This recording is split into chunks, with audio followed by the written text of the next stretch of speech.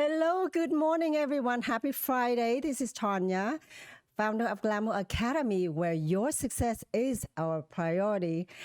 And follow us on Facebook right now with Instagram, and make sure to subscribe on our YouTube.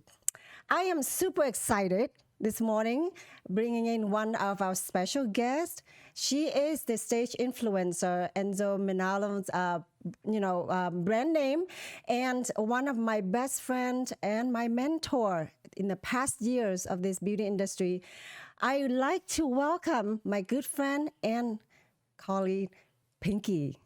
Good morning. Hi, thank you. I'm Pinky Dillion. I'm from Hollywood, California. I'm so excited to be here at Glamour Academy today, discussing some stuff with Tanya. I'm super excited what she has in store. She has all these questions she wants to ask me. So let's go ahead and get started. I know, guys, because Pinky was in the industry for so long, and she got whole, knowledge and baggage with her, and I wanted to get most of it out from her today for you. Pinky, tell me about your background. Okay, so a little bit about me and my background is that I was from Orange County, California. I went to a school at Fullerton College for beauty, and actually, I still teach there with those teachers today. A little bit about my background is that when I was young, my grandmas were super into hair, and they inspired me all the time because they had all these crazy updos and things like that. So even when I was like 5 years old, I was wrapping their perms. So that really tended to get me into the beauty industry. I just loved everything about hair. I loved helping people. I really loved making people feel better. That was most of my passion of why I got into this business. And then being able to be creative on top of it, I mean, that's what's kept me pretty much going. Wow, that's amazing. I love that background that you just described. So once you're in this industry that you were driven on, tell us what are some of the struggles that you have faced?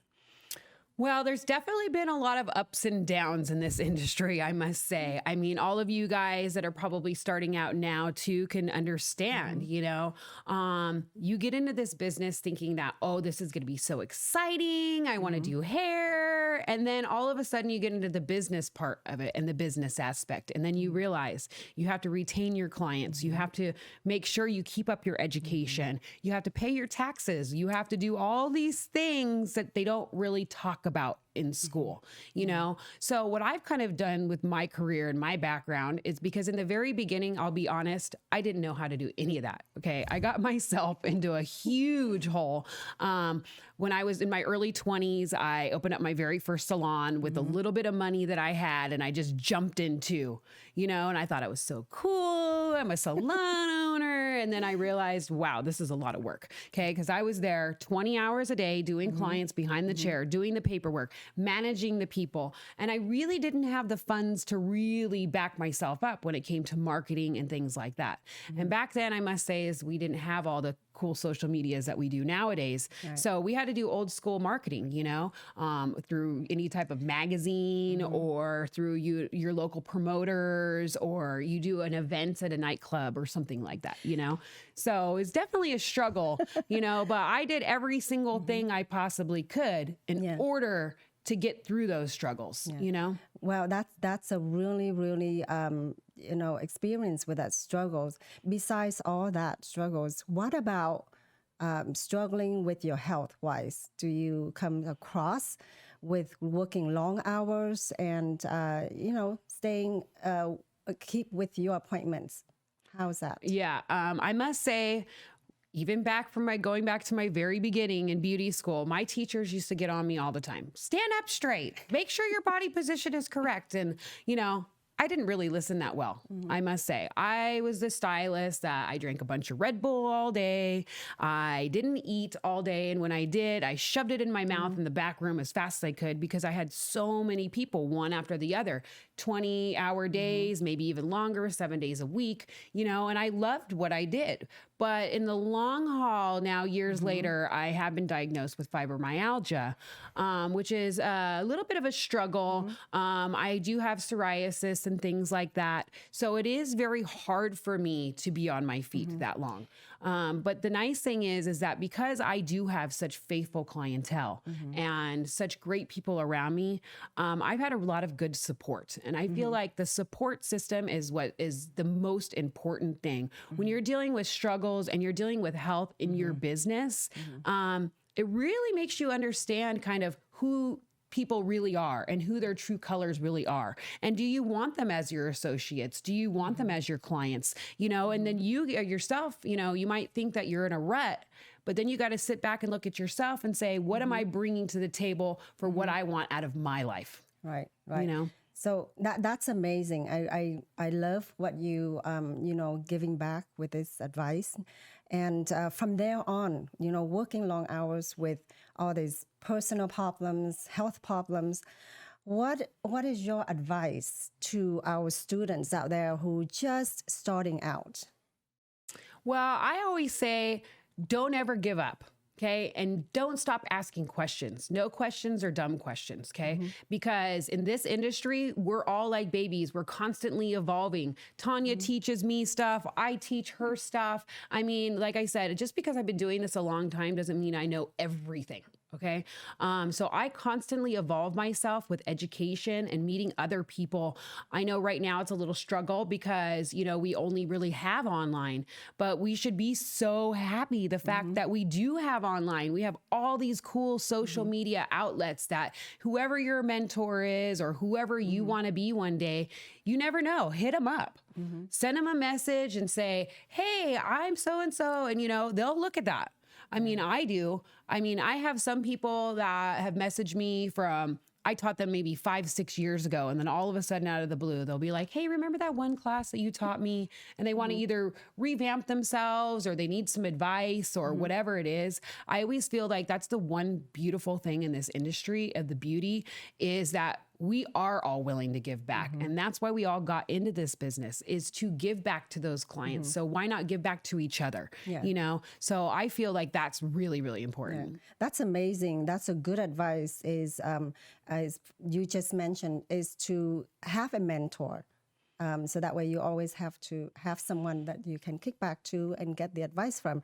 So from this moment on, after being successful at this whole beauty industry and you have your own platform, what are you working on now? What's next? What's the next move for Everything is next. I mean, I've had a whole year to plan all different kinds of cool stuff for you guys. So I'm super excited because I am going to be launching my own brand and I'm going to be affiliated with multiple different academies like Glamour Academy and Michael Vincent Academy. We're also going to be working with Inza Milano and doing some really cool stuff for you guys. So we have some online education coming. We also have a little bit of private studios that we're willing to work with you guys. There is a lot of salons out there right now that are tending to struggle and they need good people that want to come in and work. So if you guys need job placement and things like that, I always say hit me up because you never know where you could be. We're trying to work on a lot of different programs through our websites and via online to help you guys in your careers to be able to be successful just like Tanya and myself, because it is very, very difficult. But at the same time, if you have the passion and you have the drive and you really, really, really want to succeed, then all you got to do is just reach your hand out, ask somebody, and you'll reach to the top. If you're there and you're motivated and you got that talent and that skill, I say keep going for it. Keep striving. Yeah. So I do have one question here from the audience. They were asking, okay, you did, you know, give advice about reaching out to several avenues of working for someone, working on your own space. What do you think about that? Like working at home and all that. What do you think? Well, right now, just because I was renting a salon space studio, it was getting very costly and things kept closing down. So I actually converted one of my rooms at home into a personal salon. I don't see anything wrong with that. It is very hard to get clientele if you're not already busy. So I do suggest, like, if you don't have that avenue avenue to get those clients, go somewhere maybe a little bit more corporate, you know, like go to a Supercuts or go to one of those types of platforms. So you guys can really hone down your skill, meet those people, understand how it is to communicate in the salon and be with those clients and just put yourself out there. Because if you don't put yourself out there, you're never going to succeed. Okay. Right. So I always say, just take the chance, you know, whether it's an assistant position or something like that, or even if you can do some things like via online. Right now, I'm actually specializing in extensions and wigs. So therefore, Wow, I love that. I don't have to touch so many people. So I am actually styling wigs, and they pay for the wig. I charge them for the service of the style, and then I charge them for the shipping and handling. And literally I do their hair without them being there, and I ship it in a box. Wow, that's a great advice, guys. You know, if you're out there and you wanted to step up and get into another niche, which is hair extensions, she is the guru. So hit her up with any questions right now. If you in here, you wanted to extend yourself, and that's great. Do you have Landon, do we pop up the page, the web page for hair extensions for Pinky? Yeah, if anyone Yeah, wants you to guys get- can go at Michael Vincent Academy. We have a hair artistry course there online that's going to specialize in all of our different styling classes. Eventually, we're going to be adding on the wigs and the extensions, but it is a lot of information. So if you guys are interested in that, go ahead and send us an email there, or you guys can always hit me up on my Instagram at Hello Pinky Hair. I'm always on there, so you can always send me a private message or anything like that. But really, we want to help people get to where they want to be, you know? Do you want to be that salon owner? Do you want to be the stylist behind the chair? Do you want to be the big celebrity stylist or a platform artist like me? It's really all in where you want to be and where you want to go. I mean, when I first started out, I must say, I didn't really know what I wanted to do. I wanted to do it all. So that's kind of why I do it all. Right. But I don't do it all behind the chair every single day. That's just impossible for me to do. So when I am doing my clients, I try to tend to specialize in certain things. That's why I specialize in the styling and the hair extensions. For me, I never thought in my career that that would be the main things that I would ever chose. But I think it's just because when I was a kid, I was playing with hair extensions. I was playing with doll hair. I was constantly styling. That was my main passion on what I wanted to do in the industry. So that's why that's my top tier. Yeah. You know? That's amazing. So what you think by what you just said, that they should pick a niche, like a specialties in hair, like be a hair extensionist? Yeah, I definitely think that you need to be well-rounded in hair at first. You know, your first 2 years, try to understand each avenue of hair. Then once you've been in the business about 2 years, then you're going to kind of understand what your specialty is, whether it's color, cut, men's grooming, extensions, avant-garde hairstyling. I mean, there's a lot of different categories to go through, you know? I do offer all the services, but doesn't mean I'm going to get a perm all the time. You know, I might do a perm like once a year, but some of my other stylist friends that graduated with me, they do perms all day long. Okay. So it just depends on who you are as a person, what you're good at, what you're quick at, and what you're confident at. Yeah. Because those three things is what's going to make you successful, and it's going to make your client keep coming back. You know, I always say if you're mediocre at everything and you're not great at one thing, it's only going to make you a mediocre type of stylist, you know? So you really want to make sure that you put yourself out there as your own brand and what you're representing, you know? So it's like my assistant, she loves to do color. So she does a lot of color cut, you know, she wants to start bringing in more extensions. Okay. But the reason why she wants to bring in more extensions is because she wants to do more color with extensions. So she would be a color specialist, you know? So it's kind of like one of those things. Just because they offer it all doesn't mean that that's not their one knit thing, you know? Same thing with me. I do lashes, I do eyebrows, you know? I can microblade, I can do this, I can do that, but I only do it very rarely on my particular clients that have been with me for so many years. It's great to be able to offer those extra services, but doesn't mean that that's my focus or my goal on what I'm going to get in my chair every 4 weeks.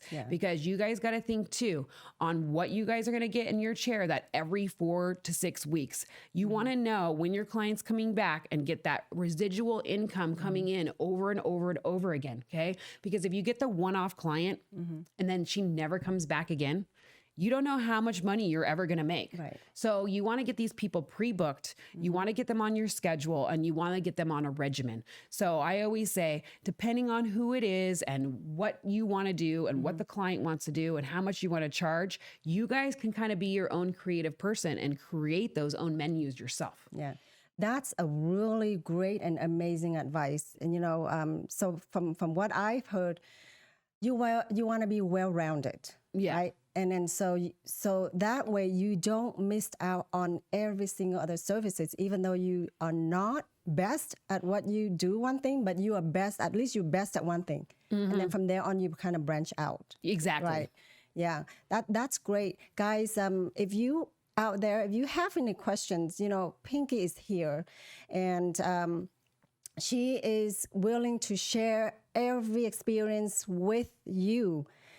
For any one of you who just stepped into the industry, drop your comment in right now, or even say, say hi and everything. And if you still have that questions that you linger, you don't want to ask now, you can also drop it in, and then we can answer it later. Yeah, definitely. If you guys don't feel comfortable, always send a private message. You guys don't have to put your stuff on display for everybody to see. Right. Sometimes it's embarrassing to say, hey, I don't know how to do that. And you know what? That's okay. You just need to do it with the right person. There is people to guide you, Don't be sticking yourself in a closet and stay stuck and stay lost and pretend, okay? Yes. Because pretending is only going to create more problems, create accidents in the salon, and it could be unsafe to you and to your client. Yeah. So you really want to make sure that whatever you're doing, you understand, you got that confidence to do it. And if you don't know, always ask. Ask. Yeah, especially when we hear between us, we stack up quite a bit of years, and I don't do hair.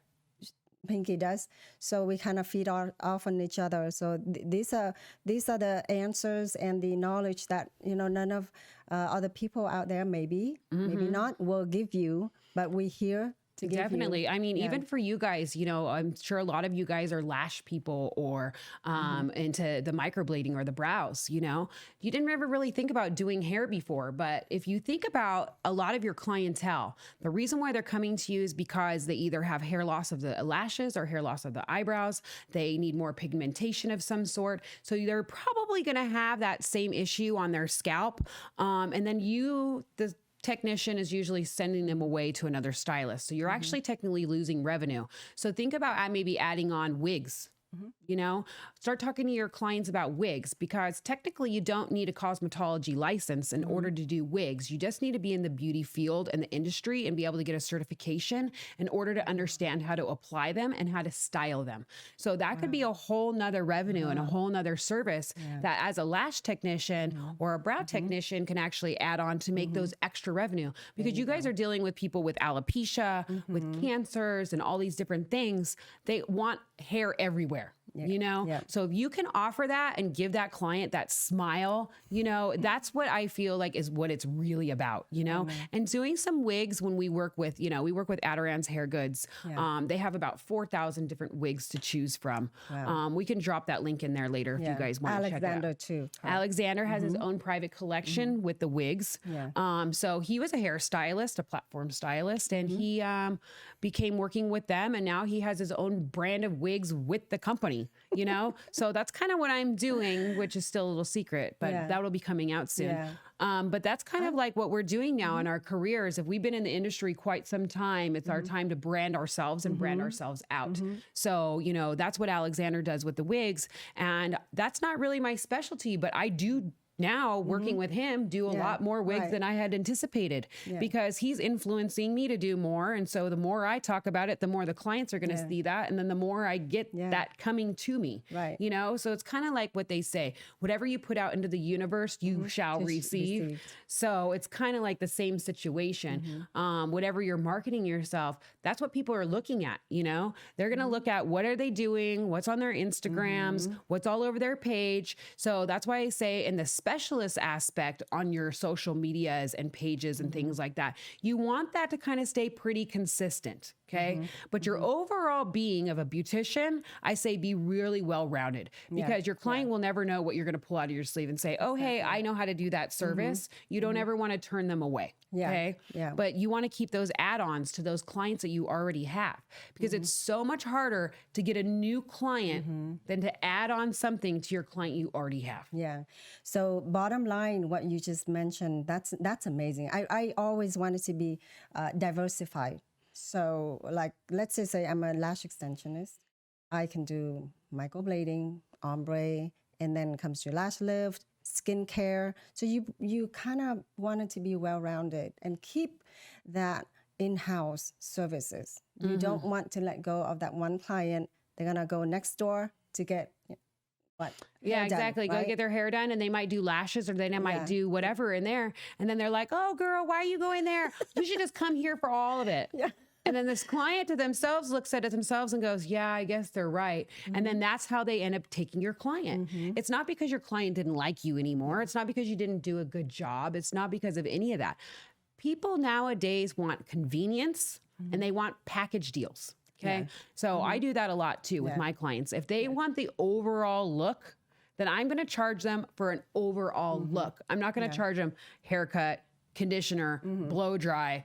You know what I mean? After all that, it adds up so much. The client looks at the receipt and goes, I didn't even need half of that stuff. But you as the professional knows that she needed it, okay? So what I always say is I just package it in. And then once I package it in, I try to get to know my client and know their lifestyle to understand their regimen on how often are they going to come back? When are they going to keep up their hair? And what are they doing at home? Okay. So I try on average to get most of my clients to come to me about every 4 to 6 weeks. If they go over the 4 to 6 weeks, that's when I'm going to charge them full price every single time. Wow. Okay. Because if they're not coming that every month or every 2 months, okay, they're going to have so much regrowth. I'm going to have to redo it anyway. Okay. So that's why I tell my clients, the more often you come to me, the more money you're going to save.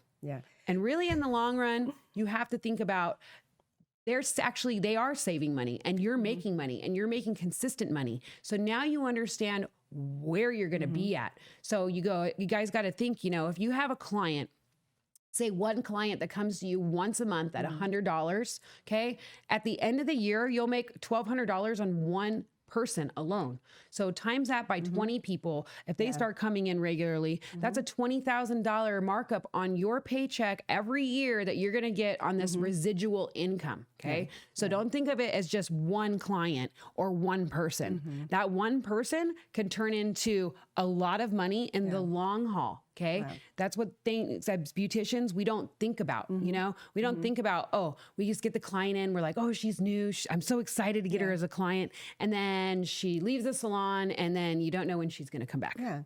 Well, that's the math, guys. This is a great advice. This is exactly what the industry, the inside industry want you to understand. And, you know, Pinky, you come up here and you give all you got. And this is amazing. This is a real advice. No one give out this advice. Guys, you know. That's why I'm saying, like, for real advice, you know, because being a beautician is not that easy. I've been in Beverly Hills where I've charged $3,000 a head, and I've been at Supercuts where I've charged 20. Okay. So you just got to figure out where your niche is and what your area is. You know what I mean?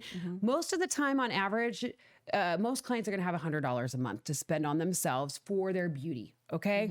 So if they have that, don't give them full fantasy color like me and then expect them to come in at $100 every time. You know, that would be a client where somebody could be like Tanya. You know, you could add some highlights in, give a nice cut and a nice treatment. And if she comes back on a regular basis, that's still $100 in the bank. You got to think about that, you know, like 5 clients in a day. Okay. At $100 a person, that's only 5 people that you worked on. It took you about 45 minutes each person. Okay. You can even have your assistant, whoever, wash it, dry it, whatever. And you're out the door $500 later on 5 people. Yeah. So would you say from that 5 people, you multiplied up 10 times? Right? Yeah. 50. So what are you making? 6 figures. At least. Wow. At least. You know, or more, depending on if I get new clients and I'm doing a full installation on some people with extensions, or if I'm just doing their maintenance alone, if I'm adding on color, if I'm doing blowouts, if I'm doing special events and things like that. All of those things are going to come hand in hand, because the one thing I like about the hair extensions is, 1, it doesn't damage my client's hair. 2, if they want a lot of color, I can give them color without coloring their hair. And 3, they're forced to come to me that every 4 to 6 weeks to come get that maintenance done. And that's what's so important, okay? Because they're not going to pay hundreds of dollars to put hair in and then let them keep hanging and hanging and hanging down and break their hair. They're just not going to do that. Same thing with lashes. Okay. You get them in on a regimen. It's the same type of situation. You know, your client knows how much it's going to be. She's okay with that. She's happy with her hair. You get her in, you get her out. She's happy. You're happy. Everybody made money. And what's wrong with that? You know? So underlining all that services like referrals and getting additional services. And what do you think about products quality along with your service? Definitely. I definitely think that whatever products that you guys are going to be offering or using in your salon, make sure that those brands back you up. Are you on their salon locator? Do they give you window stickers for your salon? What kind of kickbacks are they going to give you? Do they give you a stylist discount? Do they give you some sort of kickback whenever you're selling their product? So you really want to make sure whatever brands you guys are using, not just are the biggest, fanciest thing out there. It has to be something that works for you, works for the client, and actually performs what it says it's going to perform. And I always say right now, especially with everything going on, the more reasonable you can be and the more realist you could be with your client, the better they're going to actually like you and come back to you as that stylist that they can trust, and actually they can go through and say anything that they want to you, and you can give them a prescription just like a doctor would. Okay. So if they say we get locked down again, okay. Oh, no. Which, please, let's say that doesn't happen. Okay. But say something like that happens. Okay. Now you have your client on a regimen. She was supposed to come that 6 weeks. Okay. Now you know you can't do her in 6 weeks. So you, as the stylist, can offer her some sort of professional maintenance that she can do at home. So that way you can do an at-home color kit. You could do some sort of at-home conditioning treatment, something like that that's going to help maintain her style that little bit longer. So then that way you don't lose that client and she's not irritated, you're not upset, and it's not really it's really out of everybody's control. You know what I'm saying? But if that client's pre-booked on there and she has her regimens already understanding what she needs to do, then I feel that that client is going to have so much trust in you. You know, I don't really believe in having the client color their hair themselves at home. But, you know, during the quarantine for quite some time, I mean, I made my clients some color kits. I went and dropped them off at their house with the little instructions. We got on the Zoom together, you know, and I wanted to make sure that they still looked good when I wasn't around. They, of course, are coming back to me now because they said it's never going to be the same unless I do it, you know. But I mean, at least the hairline and some things like that, you know, or showing them how to like fill it in with some mascara or just little cosmetic things that you guys can do as touch-ups, because the in between is what's most important with the client. It's not the first time and then let them go. It's building that personal relationship and getting that client to come back to you over and over, month after month and year after year. That's a great advice for retaining that client. You know? I mean, if you don't do that, you're going to lose that connections. It's important, right? Definitely. Yeah. So, you know, I'm so appreciate that you coming in and giving us all this advice for all the new students and the old students out there.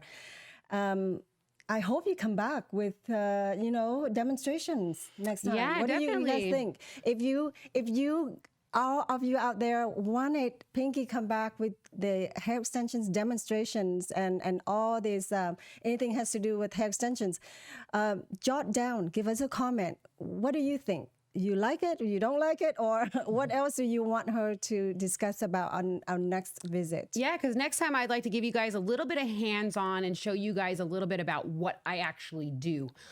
So drop your comment, whether you guys want to learn some extensions, some styling, or just a little bit of maintenance, you know. Go ahead and drop us a comment, and hopefully we will be getting something going in the next few weeks. Yeah. Hey guys, thank you so much for coming in here with me. And this is, you gain a lot with this advice. Thank you, Pinky, for being a great friend and a great influencer for all of us. Guys, this is real. She's trying to bring you this one of the most important and knowledgeable experience that you can get. So if you have any questions, any comments right now, you can link in here, hook us up, and if we can't answer it now, we can answer it later. I appreciate you coming in. Make sure to follow us on Facebook, on Instagram, and on our YouTube. And make sure to subscribe it. Thank you so much for joining. This is Tanya Luong, founder of Glamour Academy, along with Pinky. Appreciate it. See you again. And hopefully, you know, get you back one more. We'll be back soon. Thank you. Have a blessed weekend. Ciao.